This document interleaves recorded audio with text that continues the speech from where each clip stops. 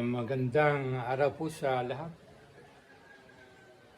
sa aking mga idol followers, sa atin pong panibagong content. At ito po ay may kaugnayan sa naging Pangulo ng Pilipinas na si Manuel Luis Quezon.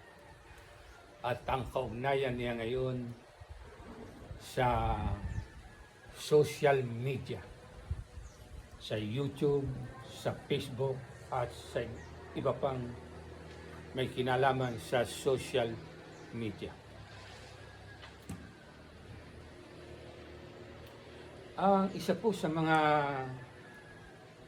hinahangaan ko na naging Pangulo ng Pilipinas ay si Manuel L. Quezon sa kanya pong pag-uugali. Mahangin po ngayon sa nayon.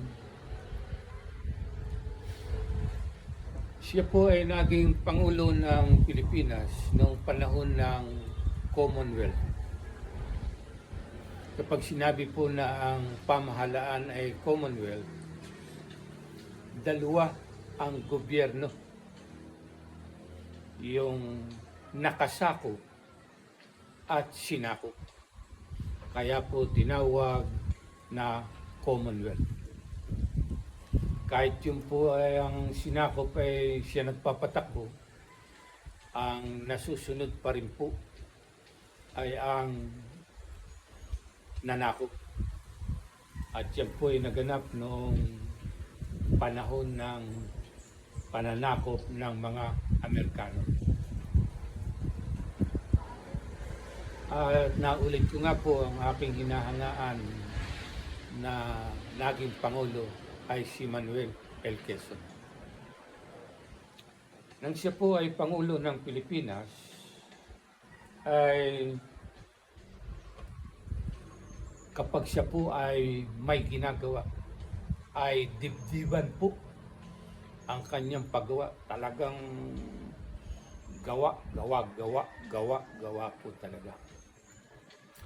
At nakaugalian na po niya pagkatapos ng halimbawa po pananghalian o sa hapon ay namamasyal po siya doon sa Manila Bay, Luok ng Maynila. At meron pong presidential yacht, yung MV Kasyana. Ang ibig sabihin po ng MV ay marine vessel. Yan po ang isang katangian ni Quezon. Dibdiban kung gumagawa. Hindi po ba paisi-isi lang. Dibdiban talaga. At ang isa pa rin po na katangian ni Quezon, yung pong naririnig niyong huni po ng pikling yun. Ang isa pa rin po katangian ni Quezon, si Quezon po ay the man of anecdotes. Anekdota. Marami po siyang anekdota. At yung isa po diyan, nung siya ay napadaan sa highway somewhere in Pampanga, may nakita po siyang nagtatanim ng palay. Aba, bumaba siya at nakitanim. Mga kabaling, pakikitanim ako. Yan. At nabalita po yun.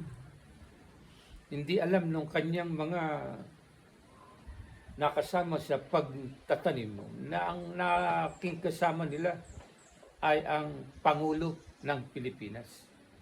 Yan po si Quezon, a man of anecdotes, a man of surprise. Yan. At nang siya po ay magtungo sa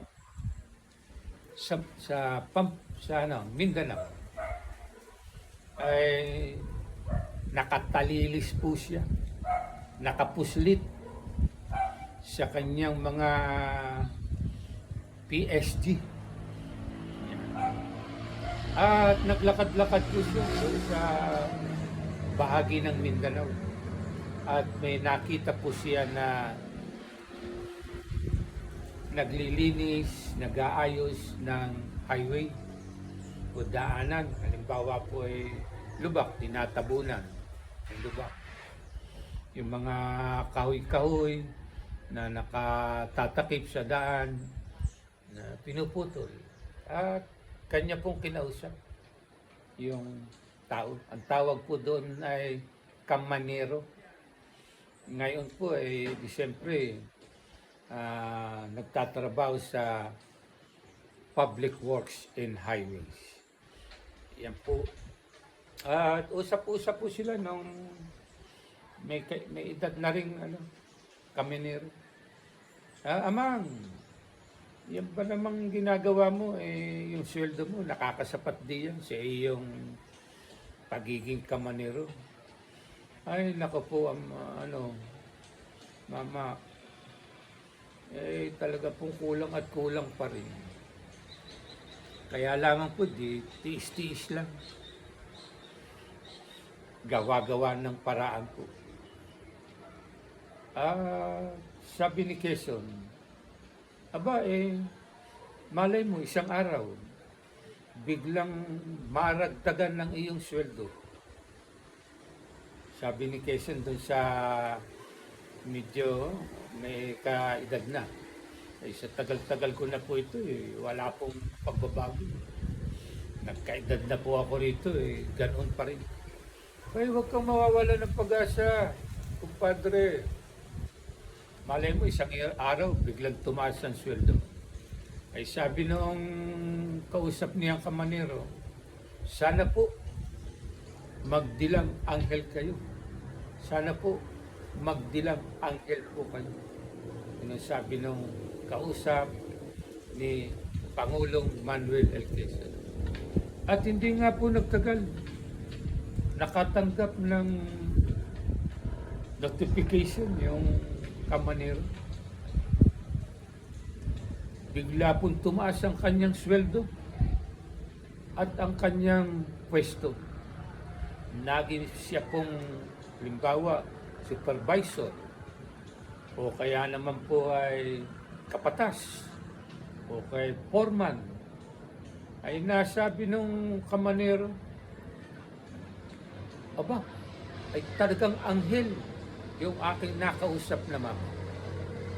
Ang hindi niya alam sabi nga nung mama, talagang anghel. Sabi ko, magdilang anghel, abay lang. Naging anghel nga. Ito, bigla akong ginawang kapatas. Nadoble ang aking sweldo. Ang hindi niya nalalaman, ang kanyang nakausap, ay ang Pangulo ng Pilipinas na si Manuel L. Quezon. Yan. Isa po yan sa mga katangian ni Quezon. A man of anecdotes. A man of full of surprise. Una, dibdiba ko magtrabaho. Ikalawa, may mga natatanging naganap sa kanyang buhay. At nang si Quezon po ay namasukan bilang isang ordinaryong clerk doon po sa Monte de Piedad. Yung pong building ngayon, natitira pa ngayon hindi na po pwedeng galawin yun. May tatak na po ng National Historical Commission. Nung huling punta ko nga po sa Maynila, bagong pintura.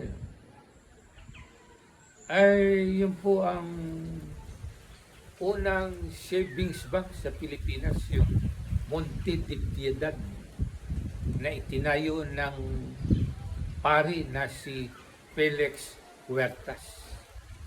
Ay doon po nakapagtrabaho si Pangulong Quezon. At habang siya po ay nagtatrabaho, ay nakitira po siya sa isang bahay sa Santa Cruz, Maynila, sa isang mag-anak doon. At nang siya po ay maging Pangulo na ng Pilipinas, Aba, ay binalikan po niya yung mag-anak na yun at tinulungan. Iyan po si Manuel L. Quezon. Marunong, marunong tumanaw ng utang na loob. At nang si Quezon po ay batang musmus sa baler, diyan po lumaki si Quezon, diyan po siya pinanganak sa baler, Quezon. Ay minsan po ay naliligo siya sa dagat. Ba muntik na pong malunod. Muntik na pong malunod. Kaya lang, nasagip siya ng isang nagngangalang Abdul Poblete na taga-riyan po sa Mauban, Quezon. Marahil napadpad po sa baler dahil sa pangingisda ni Ginoong Abdul Poblete. At nung maging Pangulo na po ng Pilipinas si Manuel L. Quezon, nagpunta po rito sa bayan ng Mauban. Ito pong kinalalagyan ko, Barangay Alupan, ay 6 na kilometro naroon ka na sa bayan ng Mauban. Maganda na po rito ngayon ang transportasyon. Ay biruin mo po, mula Maynila, natutuyo po tayo ng biruin mo po, mula Maynila, nung po ang sasakang daan, rough road pa. Ngayon nga po, pag mga nag-commute ka, mga 6 na oras baka po nun, dahil bako-bako ang daan, baka mga 6 na oras. Ganun, o lampas pa bago ka makarating sa bayan ng Mauban. Inanap po ni Manuel L. Quezon yung nagngangalang Abdul Poblete. Natagpuan naman niya, nakausap, tinutulungan din, sinasama sa Maynila para mabigyan ng trabaho. Tinanggihan po ni Abdul Poblete. Yan po si Pangulong Quezon. Ugali na po niya yung sa gabi magtumugtog ng violin. Sabi ni Ginoong Abdul Poblete,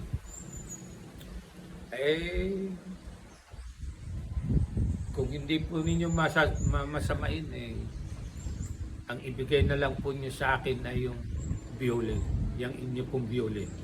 At ako mag-aaral po na tumugtog. Ibinigay naman po. Noon po, marahil gusto ni Quezon papag-aralin yung kanyang mga anak. Dahil napakaganda po ng ang isang tao may edukasyon, bigyan ng trabaho si Ginoong Poblete, pero hindi po tinanggap ni Ginoong Poblete. Mas ginusto pa po niya ang mamalagi diyan sa bayan ng Mauban. At may isa pa pong yung katangian ni Quezon, yung marunong tumanaw ng utang na loob. Isa, yung dibdibang kong gumawa. Isang taong punong-puno ng anekdota at marunong tumanaw ng utang na loob. Yan po ang isang tatlong katangian na nagustuhan ko kay Manuel L. Quezon. Nung pong si Manuel L. Quezon ay Pangulo, magkakaroon po ng eleksyon nagpapagawa po siya ng entablado dyan sa Tondo. Kinagabihan nagpunta po sila Hindi siya nakapagtalumpati doon. Wasak po yung entablado. Kinabukasan ay inayos po ulit. Kinagabihan wasak na naman. Inalam, bakit nawawasak yung kanilang entablado? At napag-alaman ko na ang sumisira ng nasabing entablado ay nagngangalang Severino yata, na ang palayaw ay Ibyong. Yan pong si Ibyong sabi matun, siga-siga dyan sa tondo, sabi. Yan. Ang ginawa po ni Quezon ay inimbita, inanyayahan si Ibyong sa kanyang tahanan sa Pasay, diyan sa Maytap. Para nga pong nariyan pa po yung bahay na yun, sinasabi bahay pa rin po ngayon. Kaya lang po ang harap ay komersyal na. At inanyayahan ni Pangulong Quezon si Ibyong, ipinaghanda ng isang masaganang hapunan si Ibyong. Pagkatapos pong kumain, ikaw ba Ibyong umiinom? O ito, tagay tayo, cheers tayo. Ikaw ba ay naninigarilyo o humihitip ng tabako?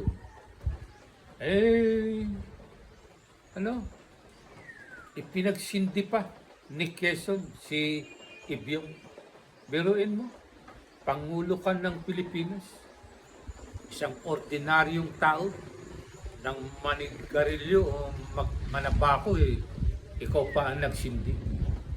Yan ay kababaang loob.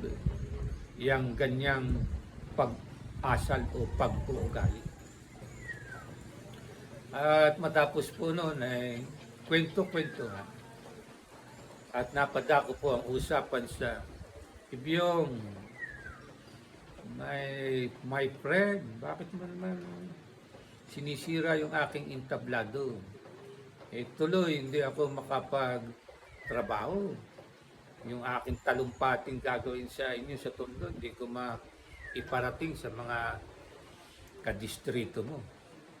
At nasabi ni Ibyong, mahina ang inyong pamahalaan . Hindi ako magkaroon ng trabaho. Palibasa'y wala akong edukasyon, siga daw ako.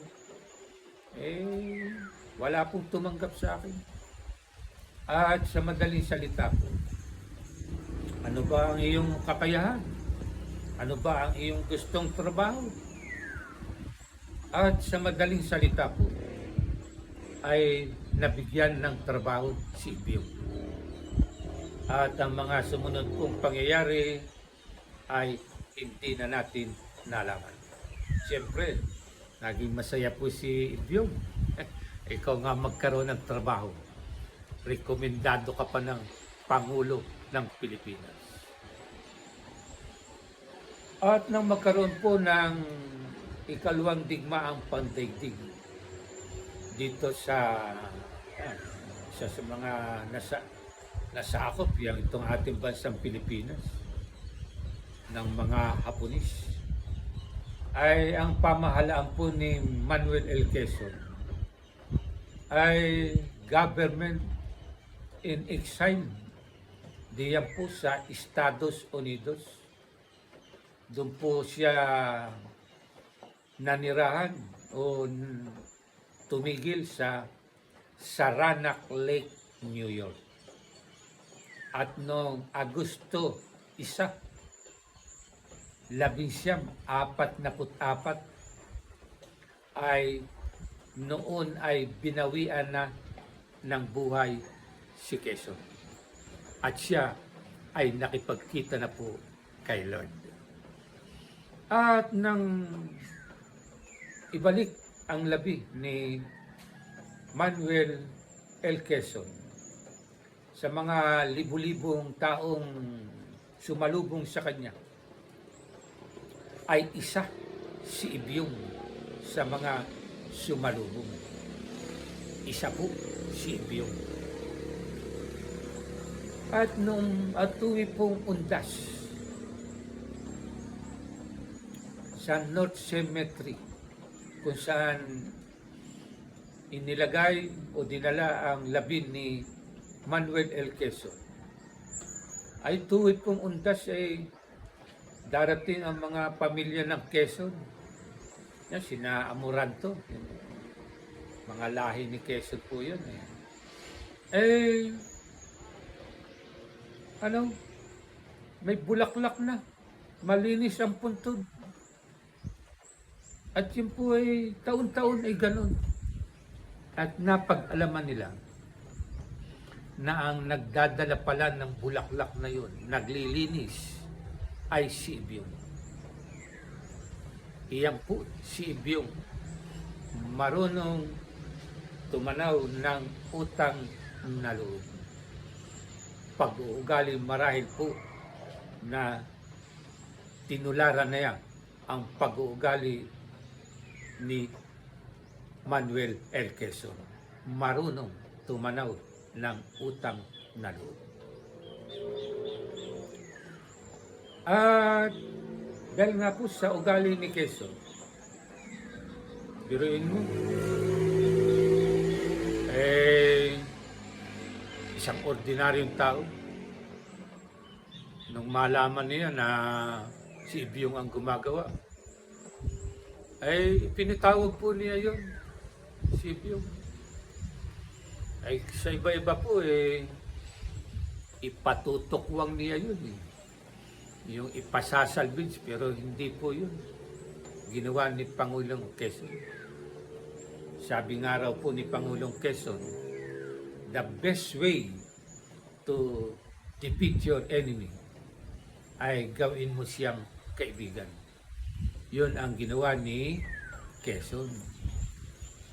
Matapos po ng pag-uusap, sa halip na mag-report kaagad si Ibyong doon sa papasukan niya, ay kinabukasan po, isa si Ibyong sa makikita mo na katulong sa pagtatayo ng entablado. Akin pong uulitin, ang isang paraan upang magapi mo, matalo ang iyong kaaway, ay gawin mo siyang kaibigan. At yan nga po ang ginawa ni Quezon kay Ibyong. At bilang isa pong content creator, marami po ang nagbabas sa akin. Nararanasan ko po may mga basher. Ang ginagawa ko po, sa halip na ako ay magalit sa kanila, ay natutuwa pa po ako. Sabi ko, dumarami ang aking followers. At yung mga komentaryo po nila sa akin ay buong galang, buong kapitaganan na sinasagot ko. Hindi ko po sila inaaway. Magalang ko po silang sinasagot. At yung pong mga basher, ang gusto nila ay galitin ka, inising ka. Ay kapag pinatulan mo, ay matutuwa sila. At kapag hindi mo pinatulan, yung gusto nilang mangyari sa iyo, sila ang maiinis sa kanilang sarili at titignan. Inom po tayo. At yun nga po ang nangyari. Yun nga po ang nangyari. Yung pong mga basher ko, hindi na po ako binabas. Katunayan nga po nang mag-birthday ako. Binati pa ako ng happy birthday. Hindi ko po sila inaway. Hindi ko sila inaaway. Katulad ni Quezon, yung umaaway sa kanya, ginagawa niyang kaibigan. At yun din po ang aking ginawa. At sa akin pong mga katulad ko na trying hard na content creator, sa ating pong mga basher, yun po ang ating gawin. Huwag po tayong magalit sa kanila. Yun pong mga kanilang komentaryo, sagutin po natin ng buong galang. At titigil po yung mga yan. At magiging kaibigan natin. At inuulit ko po, yung pong mga basher,